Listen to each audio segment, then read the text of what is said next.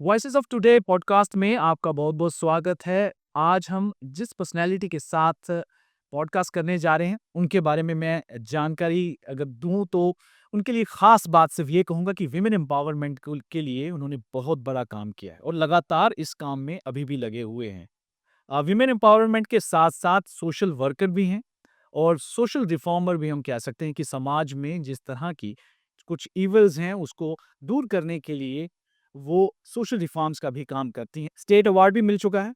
State award जो women empowerment और इनके जो सोशल वर्क के लिए इनको मिला है और साथ ही साथ ये एक बाइकर भी हैं। कुल मिलाकर अगर कहें तो पूरी तरह से इनकी लाइफ जो है वो लोगों के लिए, समाज के लिए डेडिकेटेड है। मैं बात कर रहा हूँ प्रीति चौधरी की और प्रीति चौधरी आज हमारे साथ हैं। इनसे बातचीत करेंगे और उम्मीद करेंगे कि काफ़ी चीज़ें इनसे हमें जानने को मिलेंगी, जिससे कि हमें प्रेरणा मिले, हमें इंस्पिरेशन मिले। प्रीति जी बहुत-बहुत शुक्रिया और आपका स्वागत है हमारे पॉडकास्ट में। धन्यवाद मुझे बुलाने के लिए। जब मैं आपके बारे में जानना तो मतलब इट्स जितना ज़्यादा उसके बारे में जानकारी लूँ काफ़ी कम, लेकिन बहुत सारी चीज़ें आपने अपनी ज़िंदगी में इस लाइफ़ तक कर ली हैं। मेरे लिए तो बड़ा हैरानी वाली बात थी कि आपने इतनी छोटी एज में ही जो है सोशल वर्क करना शुरू कर दिया था। मैं सबसे पहले यही आपसे जानना चाहूँगा कि ये सोशल वर्क वाली फीलिंग कैसे आपके अंदर आई कि स्कूल समय से ही और आप लगातार इससे जुड़ी हुई? देखो जहाँ तक सोशल वर्क की बात है, आप पूरे दिनचर्या जो आप होती है आपकी रेगुलर रूटीन वर्क जो भी आप काम करते हैं या मैं काम करती हूँ, उसमें कोई ना कोई ऐसा काम होता है जो समाज के साथ जुड़ा होता है। अगर आप सुबह उठ के पूजा ही करते हो तो वो धर्म को आप किसी धर्म से बिलॉन्ग करते हो, तो अपने धर्म की रक्षा के लिए कर रहे हो, अपने समाज में कल्याण बना रहे, समाज के कल्याण की बात कर रहे हो, तो वहाँ से शुरू होती है। पूजा से शुरू हुई बात, समाज के कल्याण की बात की आपने। उसके बाद आप खाना बनाते हो, किसी जानवर को खाना डालते हो, कुत्ते को रोटी डालते हैं हमारे घर में या गाय को रोटी डालते हैं, हो गया समाज कल्याण। छोटा-सा काम किया आपने और वो आपकी रेगुलर दिनचर्या में इंक्लूडेड है। छोटे-छोटे काम जुड़ के अल्टीमेटली आपका गोल बन जाता है कि आप समाज के कार्य के लिए काम करेंगे। तो उसकी प्रेरणा आपके घर के संस्कारों से होती है। आपकी माताजी करती होंगी, पिताजी करते होंगे, उनको देख के आपने कॉपी करना शुरू किया। छोटे-छोटे काम हैं, अल्टीमेटली उसका गोल जब मैं अकेले कर रही हूँ तो शायद समाज सोशल वर्क नहीं गिना जाएगा। 10 लोगों ने किया तो समाज का कल्याण हुआ ना, 10 जानवरों को भोजन मिल गया, तो हो गया सोशल वर्क। लेकिन ये बहुत बढ़िया। स्टेट अवार्ड आपको मिला, क्योंकि इससे पहले जब भी हम आपसे मुलाकात करते थे, आप कुछ ना कुछ किसी तरह की एक्टिविटी में ख़ास करके आपका फ़ोकस यही रहता था कि विमेन एम्पावरमेंट सबसे ज़्यादा हो क्योंकि महिलाएँ जो हैं आगे आएँ। तो स्टेट अवार्ड के बारे में बताएँ कि कैसा एक्सपीरियंस था जब आपको पता चला कि आपको स्टेट अवार्ड मिला है? देखो, जिस दिन स्टेट अवार्ड की अनाउंसमेंट हुई, उस दिन मैं जम्मू में नहीं थी, मैं छत्तीसगढ़ में थी। तो छत्तीसगढ़ में किसी कार्यक्रम के लिए वहाँ गए थे। पीछे तो मुझे जानकारी मिली फ़ोन के थ्रू कि आपको स्टेट अवार्ड दिया गया है। तो सबसे पहले तो मुझे मतलब नॉर्मली ऐसी एक्सपेक्टेशन नहीं थी, क्योंकि जम्मू-कश्मीर में जैसा सिस्टम रहा है, जिस सरकारें रही हैं, तो ऐसा लगता था फ़ेवरेटिज़्म वाला ही है। आप काम कर भी रहे हो, तो शायद कोई नोटिस नहीं कर रहा, कोई देख नहीं रहा है और अगर सोसाइटी को चेंज करने के लिए कोई एक्टिविटी आपने की है, तो कोई शाबाशी मिले, तो आपका मोरल और बूस्ट हो जाता है। आपको लगेगा कि नहीं कुछ पीछे बैकिंग हो रही है, कोई देख रहा है, कोई ऑब्ज़र्व कर रहा है। तो जब स्टेट अवार्ड की घोषणा हुई तो मुझे लगा कि एक जो आपके काम की क्रेडिबिलिटी होती है ना, मैं आप जितना मर्ज़ी बोलते रहें, सोशल मीडिया का ज़माना है आजकल, मीडिया का ज़माना है, तो मीडिया में 10 लोग चाहे मेरे बारे में 4 चीज़ों की चर्चा करेंगे, वुमेन एम्पावरमेंट कर रहे हैं, बट आप और मैं कर रहे हैं ना वो। तो एक कोई अथॉरिटी है क्या जो उसको देख रही है? तो जब जम्मू कश्मीर सरकार उसको देख रही है, वो आपको शाबाशी दे रही है, वो आपको एप्रिशिएट कर रही है, दैट मीन्स कि आपके काम की क्रेडिबिलिटी बन जाती है कि कोई आपके काम को वेरीफाई कर रहा है, आपने किया और वाक़ई में उससे कुछ बदलाव आया। और जो किस जिस कैटेगरी में मिला था reforms, social reforms and empowerment. Empowerment की बात मैं रोज़ करती। रिफॉर्म्स की जब बात करें तो आपने 2 लोगों का भी अगर जीवन बदला होगा तो जो आपके लिए रिफॉर्म्स हैं। तो बड़ा अच्छा एक्सपीरियंस था, खुशी थी और एक ये था कि जितने भी बच्चियों का लाइफ हमने चेंज करने की कोशिश की है, उनको भी एक बूस्ट मिलेगा कि अगर ये ले सकते हैं, हम भी अच्छा काम करेंगे, हम भी आगे बढ़ेंगे, हमें भी ऐसा एप्रिसिएशन मिल सकती है और स्टेट अवार्ड बहुत बड़ी चीज़ होती है। मुझे तो अच्छा एक्सपीरियंस लगा। लेकिन एक चीज़ बड़ी इंटरेस्टिंग मुझे ये लगी आपकी जब मैंने देखा कि सोशल वर्क तो बहुत सारे लोग जुड़े हुए हैं और काम कर रहे हैं अपनी-अपनी जगह पर सब कोशिश यही रहती है कि कुछ ना कुछ सुधार हो। लेकिन आपने बाइक के ज़रिए भी एक मुहिम जो है छेड़ने की कोशिश की कि जितनी भी फीमेल है, लड़कियाँ हैं वो बाइक चलाएँ और बाइक के ज़रिए आप एक्सपीडिशन करें, अवेयरनेस फैलाएँ। तो ये आइडिया कहाँ से आया? सीधी-सी बात है, लड़कियों के साथ साधारण मेरे साथ भी ये शब्द हर फीमेल्स के साथ एक शब्द जोड़ा जाता है कि नाज़ुक होती हैं, फ्रेजाइल होती हैं थोड़ी-सी। और जहाँ तक बात है बाइक चलाने की, सामान्य तौर पे देखा जाए आप या मैं, हम यही सोचेंगे कि बाइक चलाना तो मुश्किल काम है, हैवी मशीन है, होती नहीं है सबसे पहले तो। लड़कियों के पास तो मोटरसाइकिल होते नहीं है, घर वाले लड़कियों को तो स्कूटियाँ ही लेके देते हैं। तो बाइक चलाने से आप कैसे एम्पावरमेंट कर पाओगे? तो 2 चीज़ों को आप सीधे से सिरे से काट सकते हो। एक तो कि आप फ्रेजाइल नहीं हो, नाजुक नहीं हो, मोटरसाइकिल चलाओगे तो थोड़ा एम्पावरमेंट वाली फील आएगी, नहीं यार ये तंदुरुस्त हैं, कर सकते हैं। दूसरा ये है कि उससे आप लोगों के माइंडसेट को चेंज कर सकते हो। कोई जनरेशन है, यंग जनरेशन जो है उसको अपने पीछे लगा सकते हो। आजकल की सारी जनरेशन जो है सोशल मीडिया के माध्यम से, इंस्टाग्राम के माध्यम से, किसी भी कह लो सोशल मीडिया कैंपेन्स के थ्रू जुड़ी हुई है, सोसाइटी में इंटरकनेक्टेड रहती है। आपके पास कोई ऐसी चीज़ है क्या जो आप उनको अपने पीछे लगा सकते हो? लड़कियों के साथ नॉर्मली क्या जोड़ा जाता है? मेकअप, है ना? मेकअप, लाइफ़स्टाइल, कपड़े, ऐसी चीज़ों को वो प्रमोट करते हैं। जी, जी। अच्छी बात है, करते हैं। बट अगर पैरेलली 10 लड़कियाँ बाइक लेके जा रही हैं, ऐसे बाइकिंग वाले गियर्स डाले हैं, तो देखने वाला चाहे लड़की हो, चाहे लड़का होगा, उनको थोड़ी देर के लिए फ़ैसिनेशन तो बढ़ी होगी, कितना ज़बरदस्त काम है, कितने अच्छे लग रहे हैं। तो मुझे ऐसा लगा कि मैं तो चलो करती हूँ और अगर इस तरीके से यंग जनरेशन को, यंग फीमेल्स को अपने साथ जोड़ा जाए, तो एक एम्पावरमेंट का बहुत अच्छा एग्जाम्पल हम सेट कर सकते हैं और दूसरा यंग जनरेशन को एक एक दिशा की ओर मोड़ सकते हैं। बाइकिंग की बात करो तो आए दिन रोज एक्सीडेंट होते हैं ना, रैश ड्राइविंग लड़के भी करते हैं, बिल्कुल। बच्चियां भी करती होंगी। फिर वो ड्रग्स के साथ भी जुड़ा है कि आप ड्रिंक एंड ड्राइव करते हैं।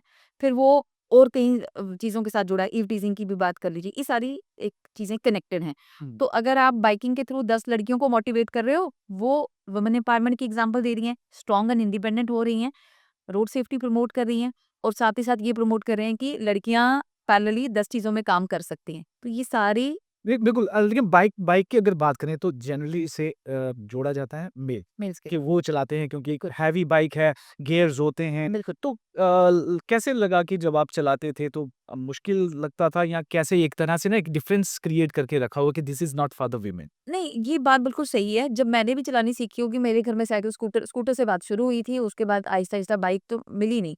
तो जो जो भी ऑप्शन मिलते गए फ्रेंड्स से मिल गया कॉलेज में, यूनिवर्सिटी में, तो आहिस्ता-आहिस्ता उस पे अपना हाथ ट्राई करना शुरू किया। एक्सेस हो गई ना जब, आज के टाइम पे भी एक्सेस नहीं है, लड़कियों को बाइक नहीं लेके देते माता-पिता, बड़े कम माता-पिता लेके देते हैं। तो जो एक्सेस है वो थी नहीं। जैसे एक्सेस मिल गई तो ये तो प्री कंसीव नोशन है दिमाग में, एक लड़के बाइक चला सकते हैं। मेरे दिमाग में भी वही है, हम उसी सोसाइटी में रह रहे हैं ना, वही थॉट आगे पीछे चल रहा है। हुँ। तो आपके मन में भी वही है, मेरे मन में भी वही है। तो आपने कोई स्टेप आउट करना है, कुछ ऐसा एडवेंचर सा काम करना है, तो एक तोड़ दिया आपने स्टीरियोटाइप, सेटअप था ना, समाज की सोच थी, तोड़ के आप बाहर निकल गए कि नहीं लड़कियां भी बाइक चला सकती है। जब आपने ऐसी कोई एक्टिविटी की और आपको उसके लिए एप्रिसिएशन मिली, स्टैंड आउट क्रिएशन की तरह देखा गया, ये तो ये अलग है ना। हुँ। तो जब आप अलग की गिनती में आ रहे हो तो कुछ अलग कर रहे हो, उसी दिशा में 10 लोगों को और जोड़ दो और जब वो चीज़ें ग्रो करते-करते आपको शाबाशी मिलनी शुरू हो गई, सोसाइटी एप्रिशिएट कर रही है, अच्छा काम कर रहे हैं और एक थोड़ा अपने छोटे होने की बात करूँ आज से 10-15 साल पहले की, तो एक खुद में लगता है यार कितना सारे लोग देख रहे हैं, कितना इंप्रेसिव सा लग रहा है ना, मैं तो फेमस हो गई। जी, जी। चीज़ें लेकिन इसमें एक और चीज़ देखिए कि बाइक तो चलाना शुरू किया आपने, अपने साथ जोड़ा भी, लेकिन उसके साथ आप एक्सपीडिशन पर भी निकल पड़े और एक्सपीडिशन भी ऐसी जगह की कि सबसे डिफ़िकल्ट टेरेन अगर पूरे इंडिया की अगर मैं कहें तो कारगिल जैसी जगह पर वहाँ पर जाना इतनी मुश्किल ज रहा है। ऐसे रास्ते हैं, डिफ़िकल्ट रास्ते हैं कि कोई सोच से ही भी बिल्कुल डरता है, लेकिन आप वहाँ भी पहुँच गए।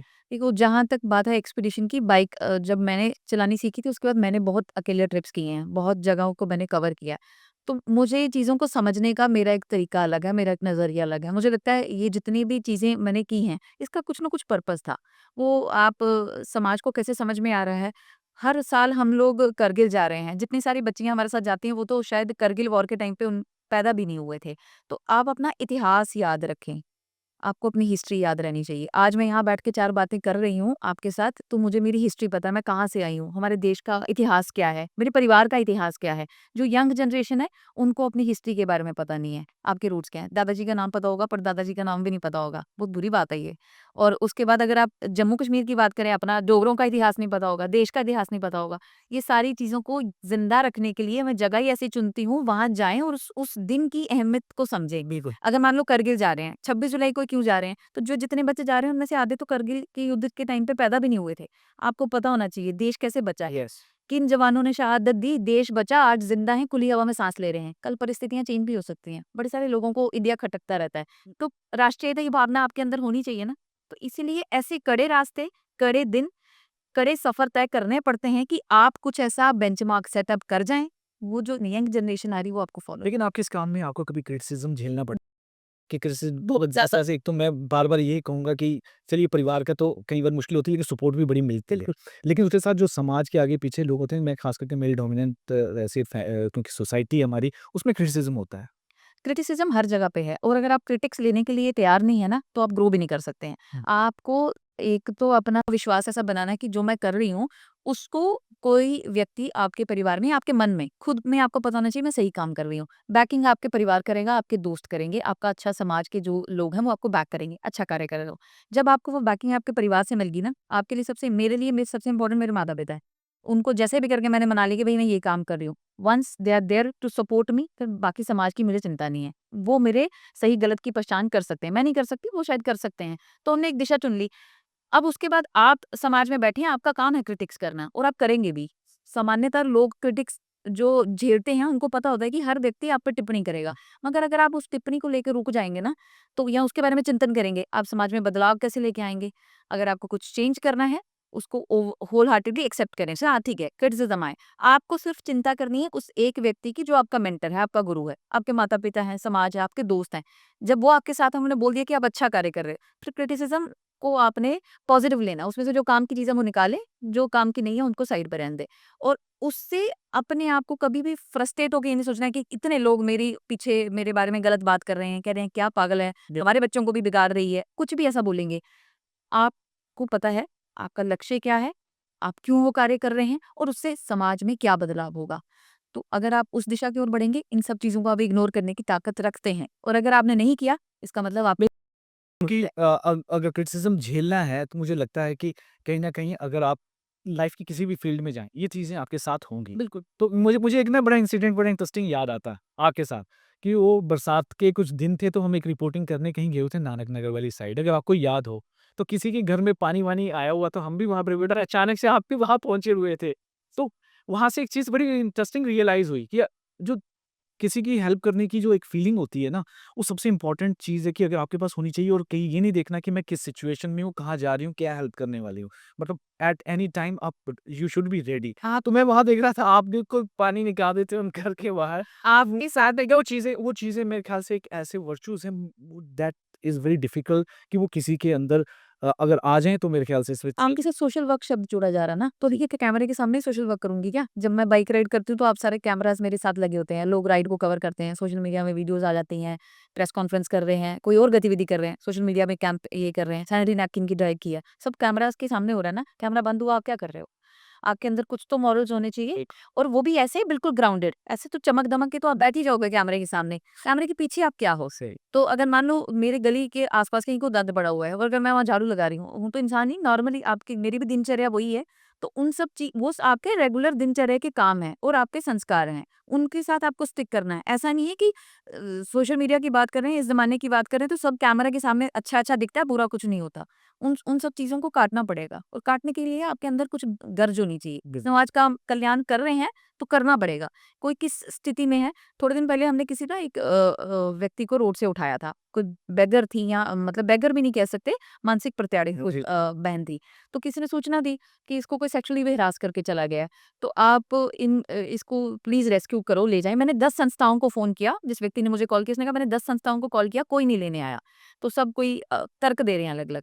तो मैंने अपनी गाड़ी निकाली, 1-2 लोगों को बुलाया भाई को और हम लोग चल पड़े। ग्लव्स वगैरह ले गए हम भी और बहुत दयनीय हालत में थी वो रोड के किनारे कोई ऐसे लोगों को लगेगा रैग पिकर है, कचरा बीनने वाले ना, उसको उठाया वो इतने लेयर्स के उसने कपड़े डाले हुए थे, जो बेचारे मेंटली थोड़े अपसेट होते हैं, रैग पिकर वो बड़ा कुछ डाल लेते हैं। जी। पता नहीं कहाँ-कहाँ, क्या-क्या डाला हुआ था उन्होंने, कुछ भी कचरा कचरा भी साथ में बाँधा हुआ था, ठीक है, कागज़, छिलके, सिगरेट, माचिस पता नहीं क्या-क्या।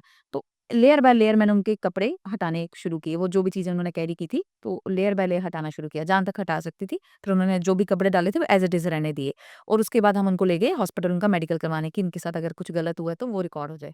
तो वो स्टेप बाय स्टेप होता गया, फिर उनको नहलाया-धुलाया। अब रैग पिकर है कोई तो सामान्य लोगों को लगेगा मैं अभी इधर बता रही हूँ ग्लोरीफाई करने के लिए नहीं है। तो जब मैं कह रही हूँ सोशल वर्क करना है, तो ग्राउंड पे उतर आ ग्राउंड पे तो ना 10 लोग और भी होंगे तो लो अब कोई आपके माध्यम से जो सुनेगा उसको लगेगा कि यार क्यों बता रही थी?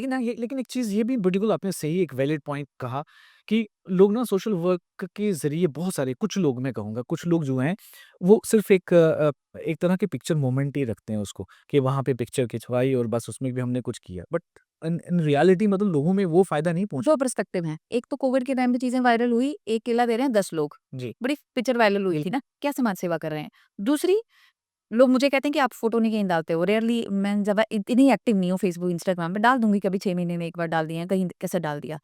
इसके 2 पर्सपेक्टिव हैं। पहला पर्सपेक्टिव ये है कि आप सोसाइटी में मैसेज दे रहे हो। जो मुझे बोला जाता है या मैं जो कंसीव कर पा रही हूँ वो ये था कि आपको समाज में जो लोग हैं ना आपके जैसे अच्छे लोग हैं जो आपको देख के कॉपी करेंगे इन सब चीज़ों को, तो उनके लिए आपको डालना पड़ेगा, फ़ोटो डालना पड़ेगा ताकि लोग मोटिवेट हों। मैं अगर 1 किलो आटा दान कर सकती हूँ किसी को बिना पूछे, तो शायद आपकी कैपेसिटी हो 2 किलो दान करने की, तो आप मेरी फ़ोटो को देख के इंस्पायर हो जाओगे और उस फ़ोटो पे आपको क्रिटिक्स भी झेलना पड़ेगा। लोग लिखेंगे ना, एक हाथ से दिया दूसरे हाथ को पता नहीं चलना चाहिए, फ़ोटो क्यों डाल रहे हो? उस क्रिटिक्स को बर्दाश्त करो आप। आपको उस एक व्यक्ति के ऊपर टारगेट करना है, वो एक व्यक्ति जो आपसे प्रोत्साहित हो रहा है, तो उसका काम हो गया, समाज का भला हो गया। आपको क्रिटिक्स की चिंता नहीं करनी कि मेरे सोशल मीडिया पे किसी ने क्या लिख दिया है कि भैया ये फ़ोटो डाल के कैंपेन कर रहा है। तो सोशल वर्क करें, जो भी कर रहे हैं, उसको इस तरीके से करें कि जिस ज़मीनी स्तर की आप बात करते हैं ना समाज में बदलाव लाने की, तो फिर वो समाज सब अच्छा-अच्छा फूलों का गुलदस्ता नहीं है, कचरा भी होता है वहाँ पे। वहाँ जाके आपको सफाई करनी पड़ेगी। बेसिक जितना मैं कर सकती हूँ, छोटा-छोटा उतना कर दो नकर भी सही है कि अगर हम सब अपने-अपने हिसाब से छोटा-छोटा भी उसमें बिल्कुल। कंट्रीब्यूशन करें तो एक बड़ी चेंजेस हम ला ला सकते हैं। सकते हैं हम। मुझे ये बताएँ कि कोई मेमोरेबल एक्सपेडिशन बता दें अगर आप अपना कि कभी सारी क्योंकि आप तो मेमोरेबल बड़े एक्सपेडिशन करते हैं, कुछ मेमोरेबल क्योंकि सम टाइम ना कुछ ऐसी चीज़ें भी होती हैं जो आपको लाइफ टाइम के लिए एक लर्निंग आती है, कुछ कोई इंसिडेंट सुना दें या कोई बता दें? बट सारे ही एक्सपीरियंस बहुत ही ज़्यादा मेमोरेबल रहते हैं। जब भी जितने कोई भी एक्सपीडिशन की बात करूँ, बाइक राइड लेके निकली हूँ तो मेरे लिए अपने आप ज़िंदगी का वो सफ़र होता है। बट लास्ट ईयर हम लोग ना सियाचिन गए थे और सियाचिन फ़तेह करना मेरा एक बहुत देर से सपना था कि सियाचिन जाना है। ऑल वुमेन एक्सपीडिशन जो प्राइवेट कंपनियों वाले एक्सपीडिशन होते हैं वैसा ही शक्ति उद्घोष की तरफ से लाया गया एक ऐसा बदलाव कि 10-15 लड़कियां अपनी मोटरसाइकिल पे जा रही हैं, सब जम्मू के हों और हम सियाचिन फतेह करके आए। अपने आप में मुश्किल सुना है, कहानियां सुनी है अपने घर में बड़े सारे लोगों से। तो हम सियाचिन गए थे तो बड़े सारे लोगों ने टीज करना शुरू कर दिया, ऐसा है वैसा है, इतनी दूर जा रहे हो, रास्ते में खरदुंगला भी पड़ता है। सियाचिन फिल्मों में देखा है वहाँ बड़ी बर्फ होती है। तो जब हम लोग गए तो बड़ी सारी प्रॉब्लम्स मुझे फेस करनी पड़ी। तो जिस दिन हम सियाचिन पहुंचे हम और वॉर मेमोरियल वहाँ पे हमें पिक्चर क्लिक करवानी थी, तो मैं अपनी सारी बहनों को खड़ा करके जितनी भी लड़कियां हमारे साथ गई थी, मेल भी थे सब बैकअप टीम में, वो खड़ा करके फोटो खिंचा रहे थे। एक बच्ची थी उसमें वो बहुत ज़्यादा बीमार हो गई हुई थी, तो वो मेरे साथ ही खड़ी थी। मतलब वो उसका माउंटेन सिकनेस कह लो, उसको दिक्कत हो गई थी। बाहर एम्बुलेंस भी खड़ी थी, उसको हमने एम्बुलेंस में बिठाया हुआ था। तो फोटो के लिए मैं उसको पीछे से हिट कर रही हूँ, तो वॉरियर वाला पोज दिखाओ, वॉरियर वाला पोज दिखाओ, है ना? 2 मिनट के लिए आपको कैमरे के सामने हैंडल करना, उसके बाद मैं उठा लूँगी। लिटरली ऐसा ही हुआ। उस टाइम पे उसको मैंने पीछे से सपोर्ट दे के रखी है। द मोमेंट कैमरा हटा, यहाँ से पिक्चर खत्म हो गई, उसको बड़ी मुश्किल से कंट्रोल किया था। उसको चक्कर आ रहे थे या बीपी ड्रॉप कर गया हुआ था। जैसे वो पीछे हटा तो मैं उसको बोलना खा रही हूँ। तो बाकी सारे आने शुरू हो गए, "ये कैमरा के सामने देखिए आप कैसे कर ले रहे हो?" मैंने कहा यार मुझे लोगों को ये एग्ज़ाम्पल सेट करनी है इतनी बीमार होने के बावजूद। वो यंगेस्ट थी यहाँ पे। ये आई ना खड़ी हुई फ़ोटो के लिए चलो ठीक है, इसने स्केयर तो किया ही है। बाद में चाहे इसको मैं गोद में उठा के एम्बुलेंस में डाल दूँ। तो वो राइड के बड़े फ़नी मोमेंट है जब हम लोग सियाचिन पहुँचे हैं, सारे बाइकर्स जितनी भी लड़ी हैं, हमने इमेजिन नहीं किया था कि इतनी सारी चीज़ें बीच में आएँगी, 1-2 लोगों की तबीयत खराब हुई, बाइक क्रैश हो रही है, but ultimately we did it. तो सियाचिन वाज़ समथिंग जो बिल्कुल मेरे दिमाग में, दिल पे छप चुका है कि और इससे ज़्यादा टफ क्या हो सकता है? अब मुझे टफ नहीं समझ में आ रहा कि लास्ट ईयर सियाचिन कर लिया, इस साल टफेस्ट टफ क्या है? काला जिन्हें टफ तो आप करके आइए। लेकिन आपके इस ग्रुप में कितने जो हैं विमेन बाइकर्स हैं जो आपके साथ हमेशा एक्सपीडिशन के लिए जाते हैं? तकरीबन 12 बाइकर्स की टीम जो है वो एक्टिव रहती है। तो जम्मू कश्मीर की हैं? ऑलमोस्ट सारी जम्मू कश्मीर के हैं, 2 बच्चियाँ हैं, इनकी मैं स्पेशल मेंशन करूँ वो तमिलनाडु से हैं, विजयवाड़ा से, आंध्रा में, इंदु है इनका नाम, वो पिछले 2-3 सालों से हमारे साथ राइड करने आ रही है। अभी हम लोग पुंछ भी गए थे, तो she came all the way from Vijayawada और उसका कंसर्न ये था कि दीदी मैं ड्रग्स के लिए मतलब आप लोग कर रहे हैं यस। और जिन प्रिंसिपल्स में मेरी लाइफ चलती है, she is also following that. नहीं, ये भी बड़ा इम्पोर्टेंट टॉपिक है। इस पर भी मैं आपसे थोड़ा-सा ज़रूर जानकारी लूँगा ड्रग्स क्योंकि ड्रग्स पर भी इस समय आप काफ़ी ज़्यादा अवेयरनेस क्रिएट कर रहे हैं और अभी हाल ही में आपने बॉर्डर इलाकों में भी एक इस तरह की बाइक रैली निकाली थी ताकि वहाँ पे करें।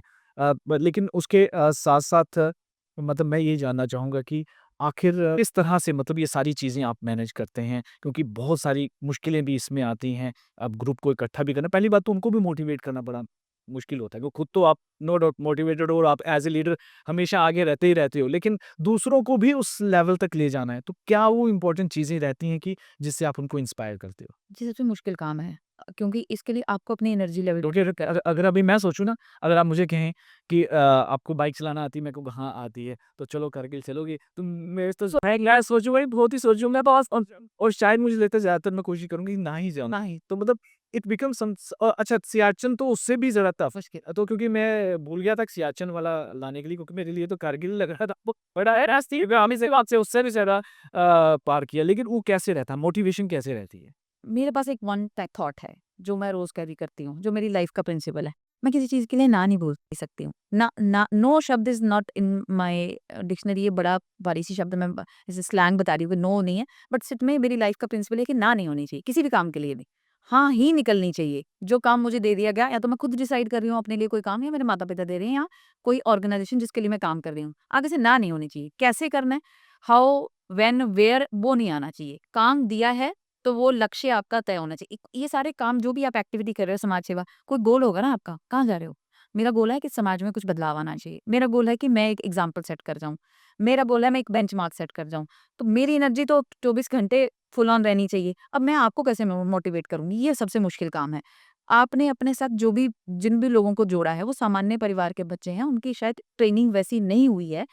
तो वो जब अपने माता-पिता को पूछेंगे हमने सियाचिन जाना, तो व्हेन, हाउ, वेयर, ये सब आएगा। कैसे जाएँगे? कौन जा रहा है? कैसे करेंगे? ठंड होती है, गर्मी होती है, रास्ता खराब है, या बाइक चलानी नहीं आती, या मुश्किल हो सकती है, वेदर ऐसा है। तो ये सारी सवाल उनके सामने खड़े होंगे। बिल्कुल। उसका जो पर्पज़ है वो डिसॉल्व हो जाएगा वहीं पे। तो पहले मुझे आपको कन्विंस करना है, पूरी जान लगानी है आपको कन्विंस करने के लिए, फिर आप अपने पेरेंट्स को कन्विंस करोगे। अब लकीली 3-4 साल के मेहनत के बाद आज इस स्थिति में हूँ कि जो बच्चे जाते हैं, उनके परिवारों को समझ आ चुकी है। इन्होंने करना है, और प्रीति ने अपनी थॉट प्रोसेस जो इन बच्चों के अंदर भी डाल दी हुई है। बिल्कुल। वो बच्चे तैयार कर दिए मैंने। उनको बहुत सवाल, हालाँकि परफेक्ट नहीं मैं कह सकती हूँ उनको, बट मोर और लेस उनके दिमाग में ये थॉट चीज़ें आ गई। ये क्यों कर रही है? दीदी क्यों कर रही है? हमें इनको कॉपी क्यों करना है? या मैं अब इस स्टेज में उनको बोलती हूँ, यार मैं फ्री हो चुकी हूँ। मैंने कर दिया, मीन्स आपके लिए एक रास्ता खोल दिया है। अब आपको स्टैंड आउट क्रिएशन बनना है। समाज में आपको बदलाव लाना है, आपको एक बंदा तैयार करना है। आप अकेले कुछ नहीं कर सकते हो, हैंड होल्डिंग करनी पड़ेगी। मैंने 8-10 तैयार किए, जिस भी परिस्थितियों से निकल के तैयार किए, क्रिटिक्स फेस किया, 24 घंटे काम करना पड़ता है, दिमाग पूरा लगाना पड़ता है, जा रहे हो, आ रहे हो, कैसे मैनेज कर रहे हो, फ़ोन्स आ रहे हैं, लोगों के साथ कोऑर्डिनेशन करनी पड़ती है, सरकारी डिपार्टमेंट के साथ। सबसे बड़ी बात, आपके पास संसाधन कोई नहीं है, पैसा कोई नहीं है। आजकल सारी चीज़ों का जो जड़ है, वो पैसे से शुरू होती है। क्यों कर रहे हो आप? कोई भी है ना, आप ही मेरे से पूछोगे क्यों कर रहे हो आप? आपने मुझे यहाँ बुलाया, हमने इतना इतना इंटरव्यू दिया, वो मेरी लाइफ स्किल्स के ऊपर था, मेरी मेहनत के ऊपर था। बट कहानी का सारा आप भी मुझे कहीं पूछ लोगे क्यों कर रहे हो? पैसा कहाँ से आता है? तो हर चीज़ पैसे के आस-पास नहीं घूम रही है। 20, 22, 25 साल की उम्र में आप ठीक-ठाक एजुकेशन आपकी होती है, कॉलेज, ग्रेजुएशन, मास्टर्स आप कर लेते हो। आपके पेरेंट्स ही आपको फीड कर रहे हैं, खुद भी आप मेहनत कर रहे हो, आप अर्न कर सकते हो, कर भी रहे होगे, बट आप सोसाइटी को क्या दे रहे हो अल्टीमेटली? खुद का पेट तो सारे ही भर रहे हैं ना। तो मेरी जो ट्रेनिंग हुई है, मैं वो ट्रेनिंग आपके अंदर इनकलकेट करती हूँ कि आपके अंदर वो है, मुझे थोड़ा पॉलिश करना है। Once I am done with my thought, मैं पीछे हो जाऊँगी, आपको चार्ज लेना है। हर बार प्रीति तो ना लीड करे वाली, कोई और चले। ये मुझे याद भी आया, लास्ट टाइम जब आपसे बात हुआ तब आपने कहा था कि मैं खुद चाहती हूँ कि और जो हैं वो लीड बिल्कुल, करें, लीड। मैं अगर आज चीज़ें प्रेज़ेंट कर रही हूँ, तो आप भी कर सकते हैं ना। लेकिन इसमें एक और मुझे पार्ट आपका बड़ा इंटरेस्टिंग इस समय लगा कि आपने जितनी भी जो यंग गर्ल एस्पिरेंट्स हैं, उनके लिए आपने ट्रेनिंग भी शुरू की, बिल्कुल। ताकि अगर कोई वेल्थ फोर्सेस में जाना चाहता है या जेकेपी में जाना चाहता है, तो आप उसके लिए ट्रेनिंग दे रही हैं, रिटन एग्ज़ाम की भी प्रैक्टिस दे रही हैं। ये आइडिया कैसे आया और इसमें अभी तक किस तरह का काम हो ये आइडिया इस तरीके से आया कि अगेन देन ये सब चीज़ें जुड़ी हुई है, मुझे वो एक वॉरियर्स का ग्रुप तैयार करना है। मेरे जैसा मल्टीटास्किंग, क्या कहते हैं, जिनकी एनर्जी लेवल कभी कम ना हो, जिनकी डिक्शनरी में नो का ना हो शब्द, जो हमेशा एक्टिव रहें, सोसाइटी को कंट्रीब्यूट करने के लिए तैयार करें, खुद के लिए काम करें, लड़कियों के लिए एग्ज़ाम्पल सेट करें। तो वो सारी चीज़ों को अगर आप सम अप करें, तो मुझे फ़ौज में जाना था। मेरी पर्सनैलिटी, मेरी बॉडी लैंग्वेज, मैं बाइक चलाती हूँ, तो वो सब धाकड़ चीज़ों वाली है। अब मेरे परिवार के लोग भी सारे आर्मी में है बैकग्राउंड, तो मुझे भी जाना था। अनफॉर्च्यूनेटली मैं नहीं कर पाई। अब इस पे भी लोग क्रिटिक्स करते हैं, खुद तो हुई नहीं। मैं नहीं हुई, ठीक है, लोगों को तो तैयार कर रहे हैं ना हम। मैं नहीं कर पाई, अब मुझे था कि एटलीस्ट मेरे तैयार किए हुए 4 तो जाएँ, जो कोई बोले कि यार दीदी ने हमें तैयार किया था, आज हम यहाँ पहुँच गए। और मैं उनको यूनिफ़ॉर्म में देख के खुश हो जाऊँ। मैं तो जैसी भी हूँ, बाइक चला के अपने आप को खुश कर लेती हूँ, बट मुझे आपको फ़ौज में भेजना है। 3% लड़कियाँ हैं फ़ौज में और पुलिस में, मात्र 3%। वो भी अभी पिछले कई सालों से माननीय प्रधानमंत्री जी के कारण बड़ी सारी चेंजेज़ आई हैं, एनडीए में भी जा रही हैं, सैनिक स्कूल में भी चीज़ें खुली हैं रास्ता। जम्मू कश्मीर पुलिस की बात करें, वहाँ रिज़र्वेशन हुई है लड़कियों के लिए, आहिस्ता-आहिस्ता रास्ते खुल रहे हैं। फ़ौज में या पुलिस बेल्ट फ़ोर्स की नौकरी में भी अगेन यही शब्द आता है, लड़कियाँ फ्रेजाइल होती हैं। क्यों? सामान्य तौर पे आपके परिवार में यही चर्चा होती होगी, लड़की के लिए टीचर की नौकरी ठीक है, टीचर बेस्ट जॉब है आपके लिए, ये बोला जाता है। बेशक। बैंक की जब या जॉब से कि आपको कोई समय सीमा होनी चाहिए, सुबह 9 बजे गए, शाम को 5 बजे आ गए, तो फ़ौज वाली थॉट्स आपके अंदर आएँगे ही कैसे? आप अपने आप को कैसे मल्टीटास्कर बोल रहे हो? तो मेरा थॉट था कि 10 फौजी लड़कियां तैयार हों, 10 लड़कियां जिनको एक्सेस नहीं है, जिनको पता नहीं है पढ़ना कैसे है, तैयारी कैसे करनी है, फिजिकल कैसे क्वालिफाई करना है, वो रास्ता खोला हमने मिशन शक्ति के थ्रू। हमारे एक इनिशिएटिव का नाम था मिशन शक्ति। उसके थ्रू हमने ट्रेनिंग प्रोग्राम रखा और उसका मोडस ऑपरेंडी यही था कि रगड, रॉ, देसी, रगड़ा देंगे आपको। सुबह-सुबह आना है, एक तो सुबह ये एक्सक्यूज़ नहीं देना कि 5 बजे कैसे आएँगे, ये नहीं सुननी नहीं है ना मुझे। आपको भी नहीं सुना, आप भी ऐसे ही तैयार लग रहा आपको। सुबह 5 बजे आना है, मेटाडोर तो नहीं चलती है जम्मू में, कैसे आएँगे? पैदल आएँगे क्या? वो आपको डिसाइड करना है, 5 बजे आना है आपको भई। फौजी ऐसे ही होते हैं, जो जब फौजियों की सीटी बजती है तो 4 बजे रोल ऑन कॉल होती है तो सब लोग तैयार हो जाते हैं। आपको सुबह आना है, आपको ट्रेनिंग करनी है और ट्रेनिंग बिल्कुल रगड़ होगी। भागना है, आपको वेट लिफ्ट करना है, जो फ्रेजाइल वाला कंपोनेंट है वो हटा दिया हमने। आप मतलब शूरवीर बनाना हमें आपको। तो झांसी की रानी टाइप तैयार करना है आपको। बिल्कुल। फिर आपकी पढ़ाई, जी। फिर आपका भोजन, फिर आपकी ट्रेनिंग। उस तो इस तरीके से रहा। लेकिन अब 2 ऐसे पॉइंट पर मैं पूछना चाहूँगा कि जिसमें सब इन्वॉल्व्ड है। सिर्फ़ एक पर्टिकुलरली फीमेल नहीं कह सकता, जिसमें कि एक ड्रग मेनेस, जिसके लिए आप अभी बहुत ज़्यादा सीरियसली काम कर भी रहे हैं। ये ड्रग मेनेस की इस समय सिचुएशन क्या है जम्मू कश्मीर में, और क्या आपने देखा जब आपने अपनी एक्सपीडिशंस वगैरह किए? एक्सपीडिशन के अलावा हमने बड़े सारे लोगों को रेस्क्यू किया हुआ है और कुछ ना कुछ काम करते रहते हैं। मतलब टाइम टू टाइम हम कुछ ना कुछ इनसाइट्स लेते रहते हैं, कहाँ हो रहा है। सबसे इम्पोर्टेंट चीज़ जो है वो है लैक ऑफ अवेयरनेस। आपको पता ही नहीं है कि आप आहिस्ता-आहिस्ता कैसे इस विशियस साइकिल में घुस जाओगे जो कि नशे वाला है। इट स्टार्ट्स फ्रॉम स्मोकिंग, आहिस्ता-आहिस्ता सिगरेट से शुरू हो रही है। पहले तो डिस्कशन होती थी सिगरेट और शराब पे कि शराब को नशा माना जाता था। अब वो किसी कंपोनेंट में नहीं है। अब डेडली और डेडली कॉम्बिनेशन है चिट्टा, हुँ। हेरोइन, जिसके इंजेक्शंस लेते हैं बच्चे। और ये सब सोशल मीडिया की देन है। आधी सोशल मीडिया की, आधा एक्सेस है। वो कैसे? आप रील स्क्रॉल करते रहते हैं। आप पूरे दिन कंटेंट ग्रास्प कर रहे हैं, कैसी चीज़ें आपके दिमाग में आ रही हैं। तो कहीं न कहीं जब आपको लगता है कि कोई प्रेशर आ रहा है आपके ऊपर, कोई भी प्रेशर आया पढ़ाई का, नौकरी का, रिलेशनशिप्स का, कोई भी प्रेशर आया तो मैं परेशान हूँ, आप लोनर हो गए हैं। तो आप उसको जोड़ते हो? सब कुछ ठीक, सोशल मीडिया और आप इंट्रोवर्ट हो जाएँगे ना आहिस्ता-आहिस्ता, लोगों से कटना शुरू हो जाएँगे, ठीक? आपने कटना शुरू कर दिया, आप परिवार के साथ बात नहीं करेंगे, सोशल मीडिया ही चला रहे हैं आप सिर्फ और एक कमरे में बंद हो गए। मान लो आपका करियर में फेल हो गया आप, पढ़ाई में फेल हो गए, करियर जॉब नहीं लग रही है आपकी और एक सोशल जो स्टिग्मा है वो मेंटेन आपके ऊपर अटैक कर रहा है, ठीक? तो आपने आहिस्ता-आहिस्ता सोशल मीडिया के माध्यम से अपने आप को सेक्लूड करना शुरू कर दिया। The moment you will isolate yourself, आप किसी एक की कंपनी में आए, आपकी कंपनी में आ गए, किसी और की कंपनी में आ गए। आपके पास एक्सेस है या आप ऑलरेडी बिगड़े हुए हैं, आप नशा करते हैं, तो आपने आहिस्ता-आहिस्ता यार एक बार करके देख लेना इससे क्या होगा? एक बार के लिए आपको रिलीफ मिल जाएगा। आपने किया, आपका दिमाग पूरा बंद हो गया, शट डाउन हो गया सिस्टम, तो शट डाउन के बाद आपको तो मज़ा ही मज़ा आ गया, कोई टेंशन ही नहीं है, कोई स्ट्रेस ही नहीं है। तो 5 मिनट का आपको मज़ा आया, आप 5 मिनट के लिए वो सब भूल गए। आपका जो स्ट्रेस था, जो बोला गया कि ये स्ट्रेस है, स्ट्रगल नहीं है वो, उसको संघर्ष नहीं बोला जा रहा, उसको स्ट्रेस बोला जा रहा है। नौकरी नहीं लग रही, ये स्ट्रेस है, एंग्जायटी है, इनसोम्निया है, नींद नहीं आएगी। वो 5 मिनट का लाभ आपको मिला, आज आप अफ़ोर्ड कर सकते थे, आपने खरीदा, वो साइकिल कंटिन्यू होता गया। हफ़्ते 10 दिन के बाद आपको, क्योंकि ये ड्रग्स ऐसी चीज़ है, नशा, चिट्टा, हेरोइन ऐसी चीज़ है, इसकी लत पड़ती है। आपको तलब होगी, है ना? आपको क्रेविंग होगी। एक बार आपने कर लिया, 2 बार कर लिया, 3 बार कर दिया, आप एडिक्ट हो जाओगे। 1-2 बार तो आपको मेरे को आपके माध्यम से मिल गया। अब सोसाइटी में अवेलेबल कहाँ है? बड़े हॉटस्पॉट्स हैं। कई लोगों को झटक से अमीर होना है। बहुत सारे जम्मू कश्मीर में ऐसे लोग काम कर रहे हैं जिनको झटक से अमीर होना है, तो वो साधन बन रहे हैं, ठीक है? अब मुझे पता है कि मैंने ये कहीं समाज में ये नशा बेचना है, सीड करना है। मुझे पता है आपको पैसों की ज़रूरत है और आप पैसे के लिए कुछ भी कर सकते हो, दीन-ईमान अपना बेच सकते हो। बिल्कुल। मैंने आपको बोला भाई साहब ये पैकेट वहाँ जाके आपने बेचना है। आप आपको इस काम के ₹1000 मिलेंगे। आपको ₹1000 से मतलब है नशा हो या आपके घर के बच्चे खाएँ या आप खाओ, कोई नहीं, ठीक है? आपने वो ₹1000 के लिए अपना दीन-ईमान बेच दिया और वो किसी एक बच्चे को मिल गया। जब एक को मिला और एक ने आहिस्ता-आहिस्ता अपना पूरा क्लास के बच्चे, कॉलेज के बच्चे, अपने दोस्त या इंस्टाग्राम के माध्यम से साइकिल बढ़ता गया। साइकिल बताइए। अब वो जब डिमांड आपके थ्रू आप तो सप्लाई करने वाले थे ना, आहिस्ता-आहिस्ता पता चल गया इसने तो 4 लड़कों को और जोड़ लिया। यार मैं तुझे ना ₹500 के बजाय ₹200 का दे दूँगा, थोड़ा और बिकवा देना। समझ आई? मैं बेचने वाला हूँ, आप सप्लायर हैं। आपने आहिस्ता-आहिस्ता एक बंदे को पकड़ा था, अब पहले वो 1 ग्राम ले रहा था, 2 ग्राम ले रहा था, अब उसने आगे 10 ग्राहक आपके बना दिए। आपने उसको बोला कि ठीक है मैं आपको कम पैसों में दे दूँगा। साइकिल है पूरी चीज़। इस तरह से मतलब एक ऐसे आ रहा है, ऐसे बिक रहा है और इसमें यंग जो कॉलेज जाने वाले बच्चे हैं, यूनिवर्सिटी के बच्चे हैं, सड़क के किनारे, नाले के किनारे पड़े रहेंगे आपको इंजेक्शन लगाते। बड़ी सारी सरकार ने कोशिश की कि फार्मासिस्ट की दुकान से इंजेक्शन नहीं मिलना चाहिए, नीडल से लगाते हैं इंजेक्शन। माता-पिता को पता ही नहीं कि इंजेक्शन कहाँ लगता है। क्या ही पता होगा, सामान्य आपको भी नहीं शायद पता होगा कि लोगों के प्राइवेट पार्ट्स पे लोग इंजेक्शन लगाते हैं। ये जगह हॉस्पिटल जाओ तो ऐसे तल-मिला रहे होते हैं बच्चे। तो कैसे ये चीज़ें सर्कुलेट हो रही है? कोई तो समाज में गंदे लोग हैं जो पैसों के लिए कुछ भी कर रहे हैं, कुछ भी। जब उन पे शिकंजा कसो, उनको पकड़ो, तो हमारे कहीं न कहीं लॉ सिस्टम में भी थोड़ी-सी है लूपहोल जैसे, उनके ऊपर कोई केस वगैरह बनता नहीं है। जिसकी पोज़ेशन में है अगर उसे 1 ग्राम 2 ग्राम मिल भी रहा है, उसको हम जेल में नहीं रख सकते हैं, क्योंकि वो मर जाएगा। मर जाएगा तो लोग पुलिस के पीछे पड़ जाएँगे। तो इस पूरे साइकिल को तोड़ने के लिए उस चेन को तोड़ना पड़ेगा, थोड़ा अलर्ट अवेयर होना पड़ेगा। जो ओजीडब्ल्यूज़ सप्लाई करवा पा रहे हैं, मेरे मोहल्ले में अगर कोई पुराने ज़माने में क्या अभी भी हमारे गली मोहल्ले में कोई अजनबी बंदा आ जाए या कोई रेकी कर रहा हो तो हम कैसे अलर्ट हो जाते हैं, कहाँ से आया है, क्यों आया है? सामान्यतः लोग नहीं करते हैं, क्योंकि आप अपने दरवाजे के अंदर हो, आप बस बिल्कुल, आजकल अपने सब पे इतना अपने क्लोज़्ड है कि मोहल्ला में कुछ भी हो रहा है, गली में यहाँ जिस सोसाइटी में रहते हो, वो दूसरे घर में क्या हो रहा है, कुछ पता नहीं है। सुसाइड हो जाता है, लोगों की 2 दिन डेड बॉडियाँ पड़ी रहती हैं, पता नहीं चलता। ये है आपका क्लोज़ होने का।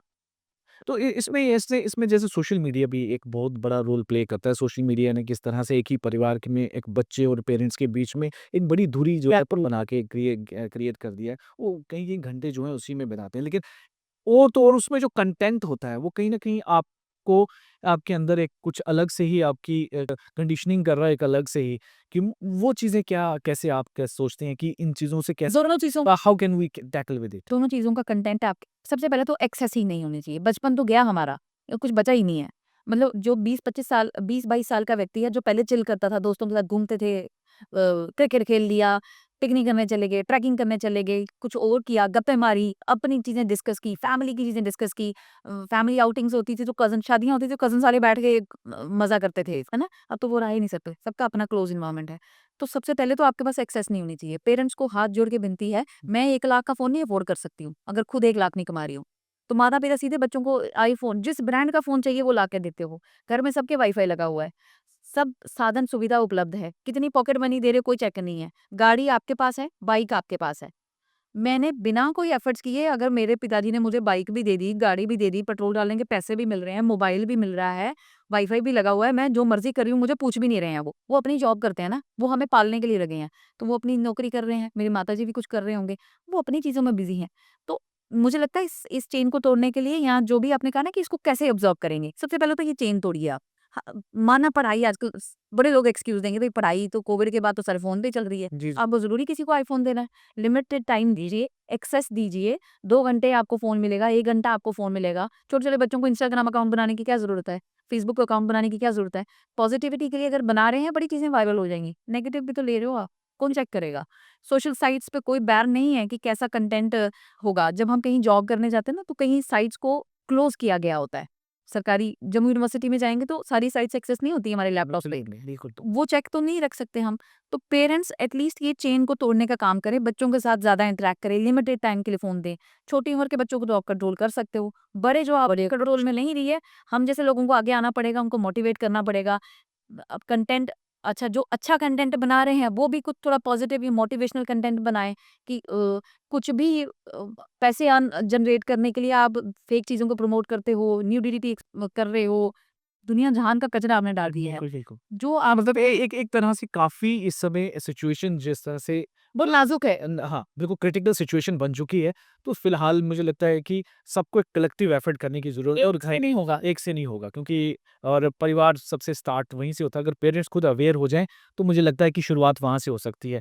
अब बहुत ही जो चर्चा बड़ी इंसाइटफुल रही, आपने अलग-अलग जितने भी चीज़ों पर बातचीत की है, वो सही में आजकल के समाज की सबसे ज़्यादा इस समय चैलेंजेज़ हैं, जो चीज़ें लेकिन उम्मीद करेंगे कि जितना भी आपसे आज का ये पॉडकास्ट और इंटरव्यू हुआ है काफ़ी ज़्यादा फ़ायदेमंद रहेगा हमारे व्यूअर्स के लिए। हम इसी बात की उम्मीद करते हैं और आप बहुत-बहुत थैंक्स कि आप आज आए और आपने इतना बढ़िया इंटरव्यू दिया।